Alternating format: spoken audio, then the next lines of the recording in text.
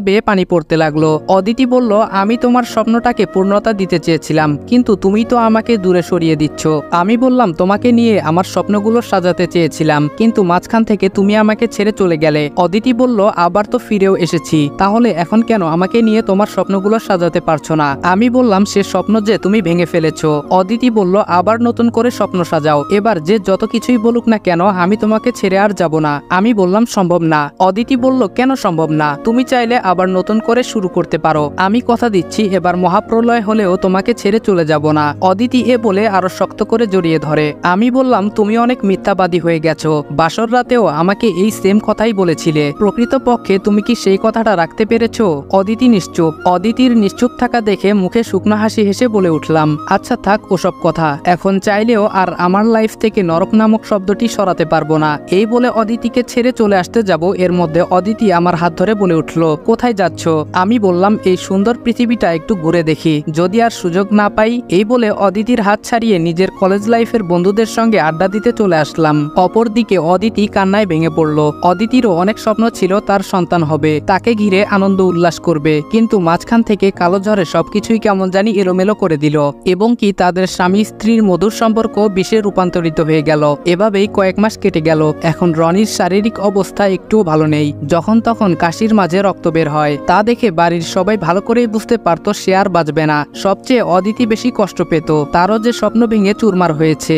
একটা নারী স্বামীর চোখে যখন অবহেলিত হয়ে যায়, তখন পৃথিবীর সমস্ত সুখের জোয়ার ভাটা এনে দেওয়া হোক না কেন, তাতে তার বিন্দুমাত্র আনন্দ অনুভব হয় না। সেদিক থেকে অদিতিও ভালো নেই। প্রত্যেক প্রহর তাকে ভয়ে থাকতে হয়, কখন যে তাকে দুর্ঘটনার সম্মুখীন হতে হয় এই ভেবে। রনির বাবা মা ভাইয়া তারাও অনেক ভয়ে আছে, কখন যে কি হয়ে যায়। এ নিয়ে তারা অনেক ভালো মানের চিকিৎসা করার পরিকল্পনা করে এবং রনিকে বলে, বাবা আমরা তোকে সিঙ্গাপুরে নিয়ে যেতে চাচ্ছি, সেখানে ক্যান্সারের ভালো মানের চিকিৎসা করা হয়, আমার বিশ্বাস সেখানে গেলে তুই ভালো হয়ে যাবি। আমি বললাম, মিছে সান্ত্বনা নিয়ে আর বাঁচতে চাই না। ক্যান্সার রোগে মানুষ বাঁচে না, সেটা আমি ভালো করেই জানি, সুতরাং যতদিন বেঁচে আছি এমনি থাকবো, চিকিৎসার কোনো দরকার নেই। এই বলে নিজের রুমে চলে আসলাম। উপস্থিত বাবা মা, বড় ভাইয়া, অদিতি তারা সবাই আমার দিকে অবাক চোখে তাকিয়ে আছে। অদিতি তো আমার পেছনে পেছনে আসতে লাগলো। দরজা ঠেলে রুমে প্রবেশ করব, এর মধ্যে অদিতি এসে বলল, কি পাগলামো শুরু করলে বলো তো? আমি বললাম, কোথায় পাগলামো করলাম? অদিতি বলল, তোমাকে সিঙ্গাপুরে নিয়ে যেতে চাচ্ছে, আর তুমি যেতে চাচ্ছ না, এটা কি ধরনের পাগলামো বলো? আমি বললাম, তোমরা আমার পেছনে এভাবে লেগেছো কেন?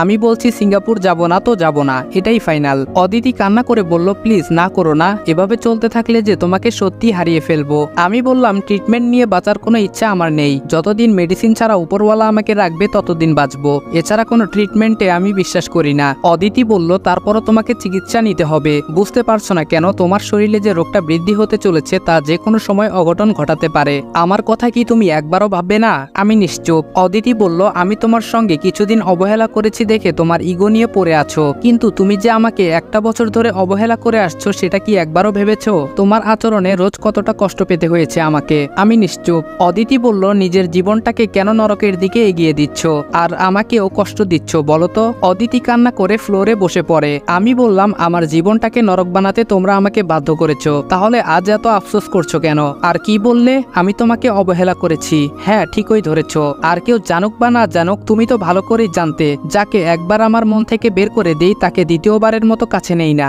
অদিতি নিশ্চুপ। আমি বললাম, অদিতি আমার আজও মনে পড়ে তোমাদের বাড়িতে যখন তোমাকে ফিরিয়ে আনতে গিয়েছিলাম, তুমি সেই সুযোগ নিয়ে আমাকে নানা কথায় অপমান করেছিলে। সেদিন থেকেই তোমার নাম আমার মন থেকে একেবারে উঠে গেছে। সেদিন মনস্থির করেছিলাম তোমাকে আর আমার সংস্পর্শে নিব না। অদিতি নিশ্চুপ হয়ে কান্না করে যাচ্ছে, বলার মতো কোনো ভাষা তার নেই। এভাবেই রনি তার মরণব্যাধি রোগকে বরণ করে নেয়। পরিবারের সকলেই তাকে জোরপূর্বক সিঙ্গাপুরে নিয়ে যেতে চাইলেও তাদের মুখের উপর না করে দেয়, যার দরুন দিনে দিনে তাকে ক্যান্সার গ্রাস করে ফেলে। রনির এমন অবস্থা দেখে তার বাবা মা অদিতি বেশি কান্না করত, কিন্তু রনিকে তারা কোনো চিকিৎসা করাতে পারত না। তার একটাই জিদ, মরে যাবে তবুও কোনো ট্রিটমেন্ট সে নিবে না। একদিন বিছানায় শুয়ে থাকা অবস্থায় কাশি দিতেই নাকমুখ থেকে রক্ত বের হতে লাগলো। অদিতি এ দৃশ্য দেখে দ্রুত তাকে সাহায্য করতে কাছে আসতেই রনি আক্ষেপ নিয়ে বলে উঠল, আমার কাছে এসো না, আমি ঠিক আছি। অদিতি কান্না করে বলল, তোমার নাকে মুখে রক্ত বের হচ্ছে, এবার তো হসপিটালে নিয়ে যেতে নিষেধ করো না প্লিজ। আমি বললাম, হসপিটালে নিয়ে যাবার সময় শেষ অদিতি, আর হয়তো কয়েকদিন কয়েক মিনিট তোমাদের সঙ্গে কথা বলতে পারবো। অদিতি বলল, না তোমার কিছুই হতে দিব না, আমি এখনই বাবা মাকে ডাকছি। এই বলে অদিতি মা বলে চিৎকার দিতেই বাড়ির সকলেই রুমে এসে ভিড় জমা করলো। রনি প্রথমে তার বাবা মাকে ইশারা করে কাছে যেতে বলল। তার বাবা মাও দ্রুত কাছে গিয়ে বলল, বাবা তোর কিছুই হতে দিব না, এখনই তোকে হসপিটালে নিয়ে যাব। রনি বলল, মা বাবা তোমরা একটু শান্ত হও, এখন হসপিটালে আমাকে নিয়ে গেলেও তারা আমাকে বাঁচাতে পারবে না। মা কান্না করে বলল, বাবা এমন অলক্ষণে কথা মুখে বলিস না, তোর কিছু হলে আমরা কেমনে বাঁচবো? রনি বলল, আমি না থাকলে কি হবে, ভাইয়া তো আছেই। আচ্ছা মা, ভাইয়া কোথায়? তাকে যে দেখছি না। এর মধ্যে রাকিব এসে তার ভাইয়ের এমন অবস্থা দেখে পাগলামো সুরে বলে উঠল, তোমরা এখনো রনিকে হসপিটালে না নিয়ে এখানে বসে আছো কেন? রনি বলল, ভাইয়া হসপিটালে যাওয়ার সময় যে আমার কাছে নেই, কিছু কথা বলার জন্যই তোমাকে খুঁজতেছিলাম। রাকিব কান্না করে বলল, ছোট জিদ করিস না, হসপিটালে চল বলছি। আমি বললাম, ভাইয়া প্লিজ কথাগুলো শোনো, নয়তো এই সুযোগটাও আর পাবো না। রাকিব ভাইয়া কান্না করতে করতে বলল, বল শুনছি। আমি বললাম, ভাইয়া আমি তো আর তোমাদের মাঝে থাকবো না, সবাই বলে মৃত্যুর সময় তার আপনজনদের কাছে নাকি ক্ষমা চাইতে হয়, সেদিক থেকে তোমরা তো আমার আপনজন, তোমাদের কাছে আমি ক্ষমা চাচ্ছি। যদি আমার আচরণে কষ্ট পেয়ে থাকো তাহলে মাফ করে দিও, আর মা বাবা তোমরাও আমাকে মাফ করে দিও। বাবা কান্না করে বলল, বাবা এসব বলে আমাদের কষ্টটা আর বাড়িয়ে দিস না। আমি বললাম, বাবা অদিতিকে একটু এদিকে আসতে বলো, তার সঙ্গে কথা আছে। এ কথা বলা মাত্রই অদিতি বলল, আমি এখানে আছি, তুমি বলো। অদিতি কান্না করে চোখগুলো নিমিষেই ফুলিয়ে ফেলেছে।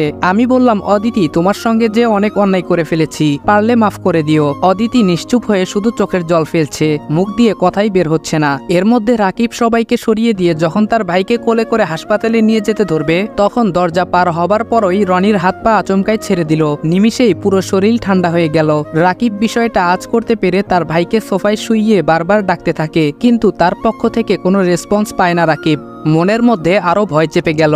রাকিব তড়িঘড়ি করে হসপিটালে নিয়ে গেলে ডক্টর তার ভাইয়ের হাতের নাড়ি পরীক্ষা করে মৃত ঘোষণা করে দেন। নিমিষেই রনির পরিবারে কান্নাকাটির একটা রোল পড়ে যায়। অদিতি তার স্বামীর মৃত্যুর কথা শুনে অজ্ঞান হয়ে হাসপাতালের ফ্লোরে ঠাস করে পড়ে যায়। কেউ রনির মৃত্যুর বিষয়টা যেন বিশ্বাসই করতে পারছে না। তারপর অ্যাম্বুলেন্সের মাধ্যমে রনির লাশ বাড়িতে নেওয়া হয়। কিছুক্ষণের মধ্যেই দাফন কাফন হয়ে গেল। অপরদিকে তার বাবা মা, ভাইয়া এবং তার সহধর্মিনী অদিতি তারা যেন কান্নাকাটি করে পাগলের মতো আচরণ করতে শুরু করেছে। এলাকার মানুষজনেরা তাদেরকে সামলে নিয়ে দ্রুত রনির কবর দিয়ে দেয়। যে যার মতো সবাই চলে গেল। কিছুক্ষণ পর অদিতি তার স্বামীর কবরের পাশে দাঁড়িয়ে কান্নাকাটি করছে আর আর্তনাদ প্রকাশ করছে। তবে সেই কান্না, চিৎকার, আর্তনাদের কোনো মূল্যই নেই। পরিশেষে সব গল্পই সমাপ্ত হয় না, কিছু গল্পের কথাগুলো অসমাপ্তই রয়ে যায়। মাঝে মাঝে চোখের দেখাও ভুল হয়। সেই ভুলের কারণে আজ রনি নামের মানুষটা গল্প থেকে হারিয়ে গেল, আর পাঠক পাঠিকাদের দিয়ে গেল বোঝার মতো অনেক কিছু।